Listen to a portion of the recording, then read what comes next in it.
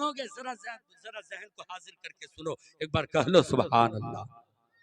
زور سے کہہ لیجئے سبحان اللہ۔ دیکھیے سرکار سیدنا غوث اعظم کیسے گھر میں تشریف لائے ہیں، ایک بھوکا پیاسا ہے، اہل اسٹیج سے خصوصی توجہ کا طالب، ایک بھوکا پیاسا ہے، شدت پیاس سے تڑپ رہا ہے، شدت بھوک سے نڈھال ہو چکا ہے، بھوکا پیاسا ہے، سمندر کے کنارے کھڑا ہے، سمندر کنارے کھڑے ہو کر دیکھ رہا ہے، چاروں اور دیکھ رہا ہے، کھانے کے لیے نہ دانا ہے، پینے کے لیے نہ پانی ہے، پانی تو ضرور موجود ہے لیکن اتنا کھرا ہے کہ اسے پیا نہیں جا سکتا ہے، وہ ٹکٹکی باندھے چاروں اور دیکھ رہا ہے، اچانک دریا میں بہتا ہوا پھل پہ نظر پڑتی ہے، جیسی ہی نظر پڑی ہے، بھوکا پیاسا تھا، قریب گیا ہے، پھل کو اٹھا لیا ہے، کھا لیا ہے، کھا لینے کے بعد جب تشنگی رفع ہو جاتی ہے، جب بھوک مٹ جاتی ہے، خیال پیدا ہوتا ہے، ہم نے پوچھا نہیں اس کا مالک کون تھا، اس سے ہم نے اجازت نہیں لیا، جبکہ حکم ہے کہ اگر کسی کو دریا میں بہتا ہوا پھل ملے کھا لے، اللہ کا شکر ادا کرے اور یہ سوچے کہ اللہ نے اسے کھلایا پلایا، لیکن باہر معیار تقوی کا معیار کتنا بلند ہے، پوچھنے کی ضرورت نہیں تھی، لیکن دیکھیے تو معیار تقوی میں کتنی بلندی ہے، معیار تقوی کیا ہے، وہ سوچتے ہیں کہ ہم نے اجازت نہیں لی، ہم نے مالک سے پوچھا نہیں، بھوک مٹا لی ہے، ہم نے کھا لیا ہے، اللہ اکبر، اب جستجو پیدا ہوتی ہے کہ مالک کون ہے اس کا پتہ لگا لیا جائے،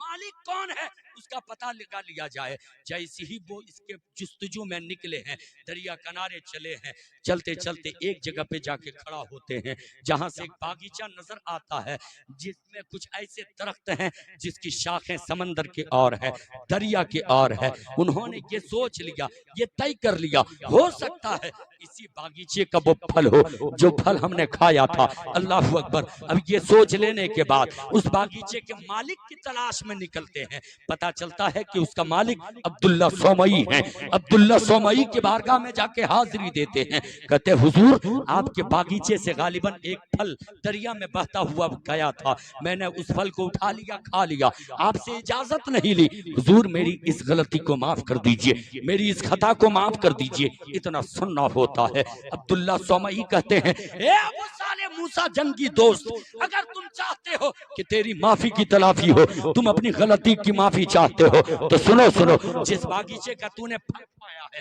اسی باغیچے میں تمہیں خدمت کا انجام دینا ہے، کہا حضور ہمیں یہ شرط منظور ہے، صبح کی سفیدی نمودار ہوتی ہے، باغیچے میں جاتے ہیں، خدمت کا انجام دینے لگتے ہیں، کبھی درختوں کی دیکھ بھال کرتے ہیں، کبھی باغبانی کرتے ہیں، یعنی اس خدمت کا انجام دے رہے ہیں، ایک دن گزرا ہے، 2 دن گزرا ہے، 3 دن گزرا ہے، سال بھر گزرا ہے، اسی طرح سے خدمت کرتے کرتے توجہ کے ساتھ سنیے 12 سال کا زمانہ گزر چکا ہے، جب 12 سال کا زمانہ گزر چکا، اب ابو صالح موسیٰ جنگی دوست عبداللہ سومئی کی بارگاہ میں جاتے، حضور 12 سال تک میں باغیچے کی خدمت کرتا رہا، حضور کیا اب بھی میری غلطی کی معافی نہیں ملی ہے، اتنا سننا ہوتا ہے، عبداللہ سومئی کہتے ہیں اے ابو صالح موسیٰ جنگی دوست، اگر تم اپنی غلطی کی تلافی چاہتے ہو، غلطی کی معافی چاہتے ہو تو ہمارے کچھ اور بھی شرائط ہیں، کہا بیان کیا جائے حضور کیا شرائط ہیں، اتنا سننا ہوتا ہے، عبداللہ سومئی کہتے ہیں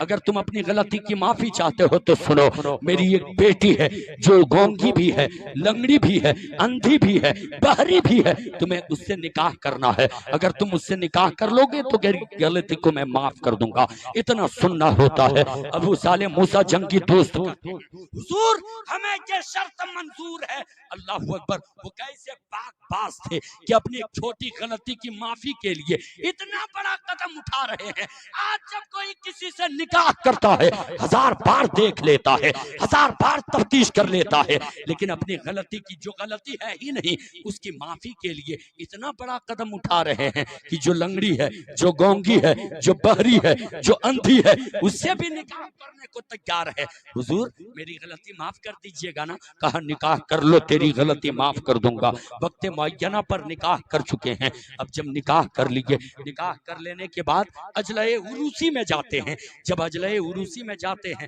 سلام کرتے ہیں، اندر سے آواز آتی ہے، جیسی ہی اندر آواز آتی ہے وہ سنتے ہیں، قریب جاتے ہیں، خاتون کے چہرے کو دیکھتے ہیں، 5 سے 7 منٹ دیکھ لیجئے، میں کچھ پیغام دینا چاہتا ہوں، کہہ لیجئے سبحان اللہ، قریب جا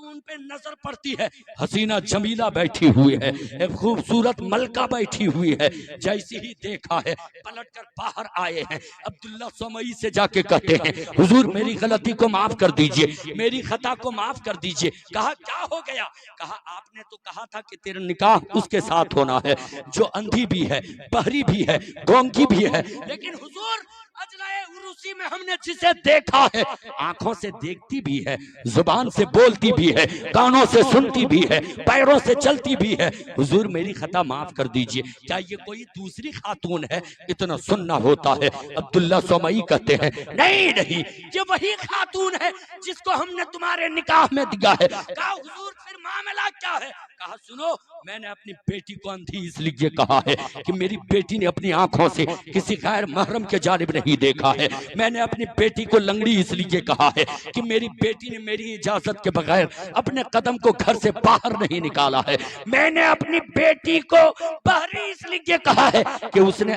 اپنے کانوں سے کسی غیر محرم کی آواز نہیں سنی ہے۔ اے میرے ملت کے نوجوانوں، ذرا اندازہ لگاؤ، جب ایسی ماں ہوتی ہے جس نے اپنی آنکھوں سے کسی غیر محرم کو نہ دیکھا ہو، جس کی آواز کو کسی غیر محرم نے نہ سنا ہو، جب ایسی ماں ہوتی ہے، جب ایسی پاک تینت ماں اور ابو صالح موسیٰ جنگی دوست جیسا پاک پاس باپ ہوتا ہے، اور ایسے ماں باپ میں جب ملاقات ہوتی ہے تیسرا جو وجود میں آتا ہے دنیا اسے ہی غوث اعظم کہتی ہے، اسے ہی قطب ربانی کہتی ہے۔ نعرہ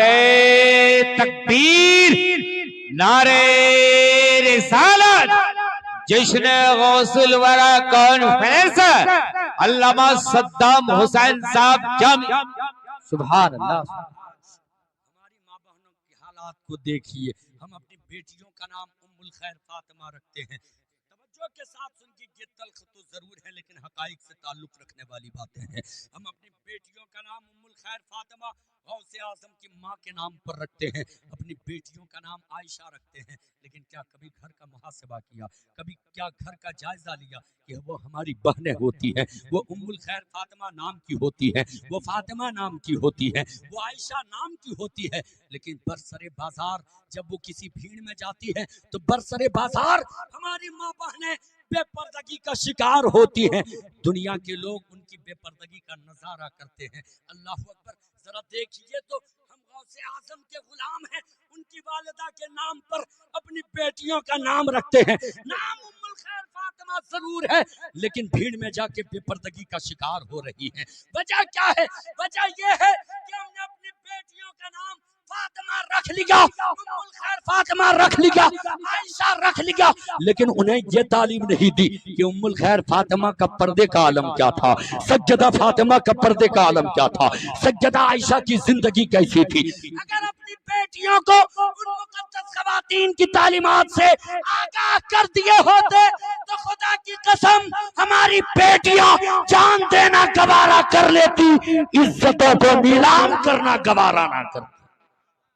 آج ہم نے اپنی بیٹیوں کو صحیح پیغام نہیں دیا ہے، بیٹیوں کو صحیح تعلیم نہیں دی ہے۔ ضرورت اس بات کی ہے کہ جہاں آپ غوث اعظم کی بارگاہ میں خراج عقیدت پیش کر رہے ہو، اپنی بیٹیوں کا نام مقدس خواتین کے نام پر رکھ رہے ہو، وہیں اپنی بیٹیوں کو صحیح پیغام بھی دیں، انہیں پردے کا حکم بھی دیں۔ اب ذرا توجہ کے ساتھ میری آخری باتوں کو سنیے۔ سرکار سیدنا غوث اعظم تو اللہ کے اتنے بڑے ولی ہیں، سردار اولیاء ہیں، وہ جسے چاہتے ہیں نواز دیتے ہیں، لیکن اپنے آپ کو اس لائق بناؤ۔ غوث اعظم جب بغداد کے زمین پر آئے ہیں، ہری ہری پتیاں کھا رہے ہیں، پھینکی ہوئی چیزیں کھا رہے ہیں، دیکھنے والوں نے مجنوں کہا تھا، دیکھنے والوں نے دیوانہ کہا تھا، لیکن اللہ کے عشق میں، آقا کونین کے عشق میں اپنے آپ کو اس طرح سے صرف کر چکے تھے کہ دنیا کے لوگ تو انہیں دیوانہ کہہ رہے تھے، لیکن انہی بغداد کے لوگوں نے دیکھا ہے، وہی غوث اعظم جنہیں دنیا کے لوگ مجنوں یا دیوانہ کہتے تھے، اہل بغداد مجنوں یا دیوانہ کہتے تھے،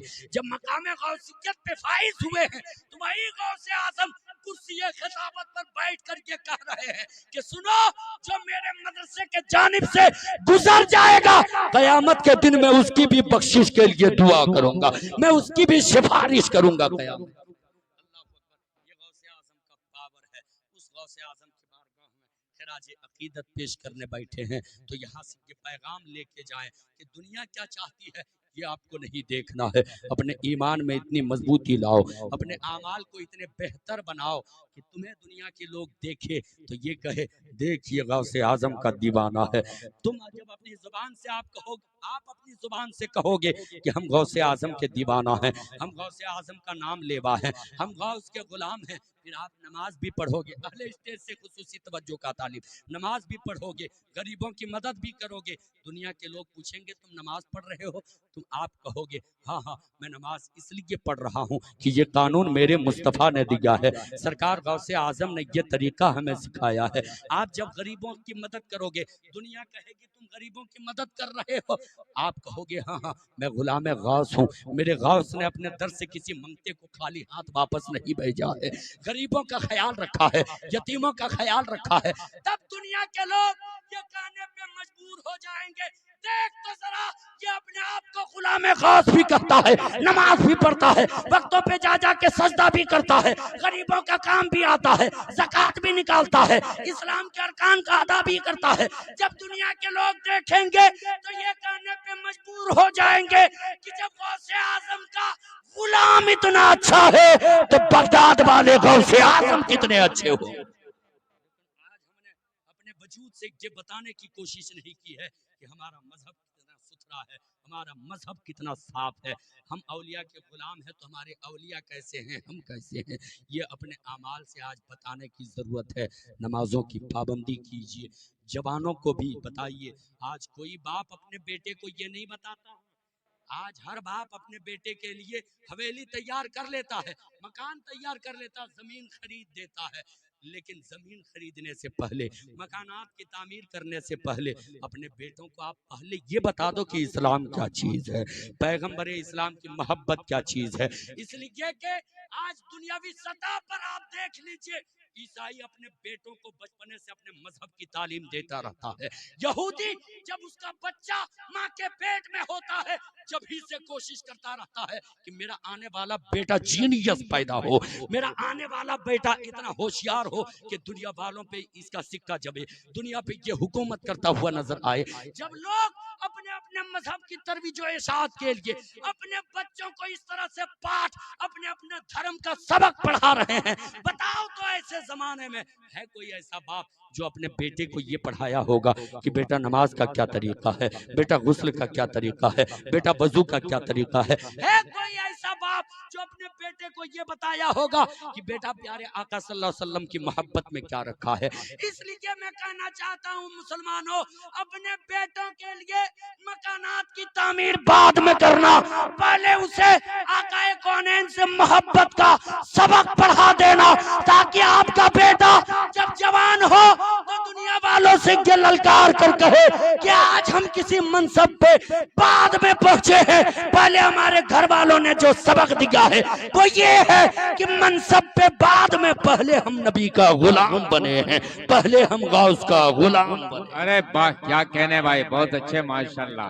بہت بہت. اے میرے مالک ہم سبوں کو پکا سرکار غوث اعظم کا غلام بنا, پکا مسلمان بنا. ارض فلسطین میں جو الاقصی کی حفاظت کے لیے لڑ رہے ہیں, جد و جہد کر رہے ہیں, اپنی جانوں کا نذرانہ دے رہے ہیں, ان کے لیے آپ دعا کر سکتے ہو. جس آبادی میں رہو ان کے لیے آپ دعا کر سکتے ہو. آپ اللہ کی بارگاہ میں ہاتھ اٹھا کے دعا کیا کرو, تنہائی میں رہو تو, بھیڑ میں رہو تو, کہ میرے مالک ہم تو کچھ کر نہیں سکتے ہیں, میرے مالک عالمی قوتوں نے ہم پہ دباؤ ڈالا ہے, ظالم حکمراں ہم پہ مسلط کیے گئے ہیں, ہم تو کچھ نہیں کر سکتے. میرے مالک ہم دعا کر رہے ہیں تیری بارگاہ میں کہ مظلوم فلسطینیوں کی حفاظت فرما, ارض مقدس کی محافظوں کی حفاظت فرما, بیت المقدس کی محافظوں کی حفاظت فرما. خدا کی قسم جب مومن پکا مومن بن کے دل سے دعا کرتا ہے نا, دعا کے لیے اٹھے ہوئے ہاتھ بعد میں نیچے آتے ہیں, اللہ دعا پہلے قبول.